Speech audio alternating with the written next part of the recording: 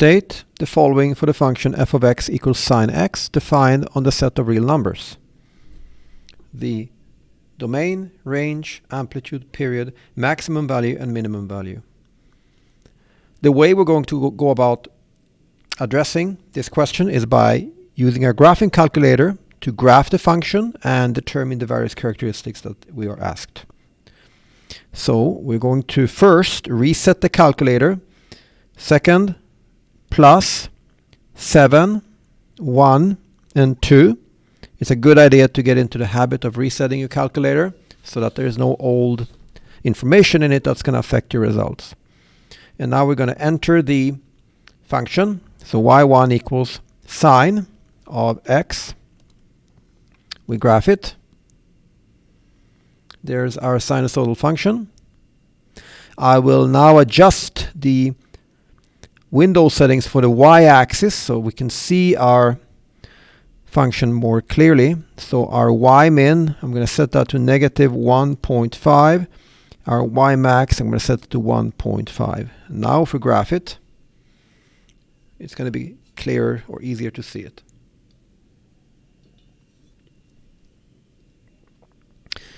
Next, I'm going to take a screenshot of the calculator here so I can get a picture we can annotate. Something like that.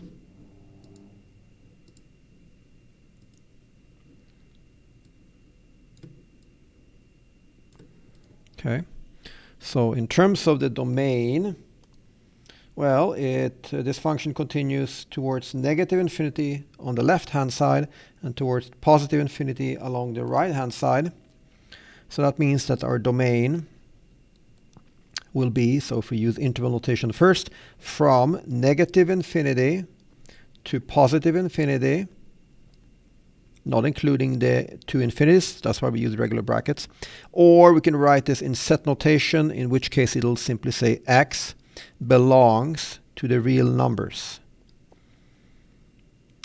For the range, so now we need to know the largest and smallest possible y values. Well, the largest possible y value is right here, and the smallest one is right here. Now, if you look really carefully, you can see there are these tick marks along the y-axis, and if we know the y-scale, we would know the values of those tick marks. So if we go to our calculator again and we press window, we can see that the y-scale is 1. So that means that the value up here is going to be 1, and the value down here is going to be negative 1. So the range is between negative 1 and 1. So in interval notation, we're going to use square brackets now because we're including the two endpoints. It's going to go from negative 1 to positive 1. Or if we want to use set notation, the variable is y, such that y is greater or equal to negative 1 and smaller or equal to positive 1. And as long as it is between these two numbers, y belongs to the real numbers.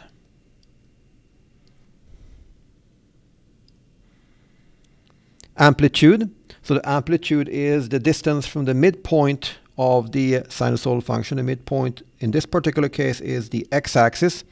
So the amplitude is going to be the distance from the x-axis either to a maximum or down to the minimum. And in this case, the amplitude is 1. Period. The period is the distance from any point on the curve. So for example, we can pick this one here because the x-coordinate there is 0, so it's nice and easy.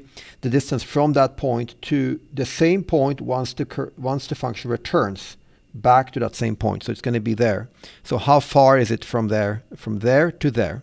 Because the x-coordinate here is 0, all we need to do here is to find this x-coordinate right here. So we're looking for the x-coordinate of this point of intersection. This is an x-intercept. Now, the left part here, this part here, is just a mirror image of this part here, a mirror image around the x-axis. Which means, what that means is that we could also, instead of finding this x-intercept, we can also find this x-intercept and just double it. Okay, this is going to be the midpoint.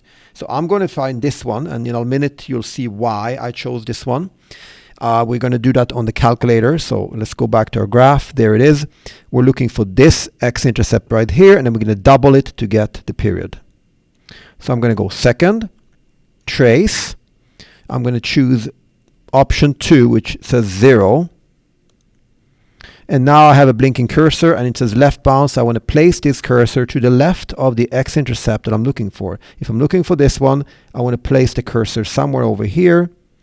And because in a sinusoidal function there are many x-intercepts, you want to be clear to the calculator which one you mean, and you do that by placing those cursors around the x-intercept you're interested in. So that's left bound. Enter. Right bound, I'm going to put it to the right of that x-intercept, somewhere over there. Enter. Enter. And there is our halfway point to the period. So the halfway point, the x-coordinate at the halfway point, is 3.1415, etc. Now, hopefully you recognize this number. This is just pi.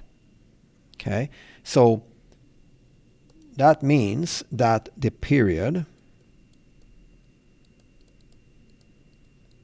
is going to be 2 times pi, or just 2 pi. So the reason I chose to find this x-intercept instead of this x-intercept for the period is that, well, if I choose this one, the one I chose, it's easy to recognize that the x-intercept is pi, 3.14. If I would have chosen this one, it wouldn't be as easy. It would say 6.28, etc., etc., and it wouldn't be entirely obvious to most people, perhaps, that that actually is 2 pi. So the units for the x-axis here in this sinusoidal function is in radian. And the way we know that is by going into mode and looking at which unit the calculator is using to measure angles. In this case, it's using radian. And that is because I reset the calculator before I started. Anytime you reset your calculator, it will revert back to the default unit for measuring angles, which is radian. You could change it to degrees, and this question doesn't specify what unit you're supposed to be using for the period, but here I just use the default radian. Anytime you're working with radian, you will have pi in there. You don't want to write 6.28, you want to write 2 pi. Okay, so that's the period. Let's look at the maximum value. Well, that's just simply 1. And then the minimum is -1.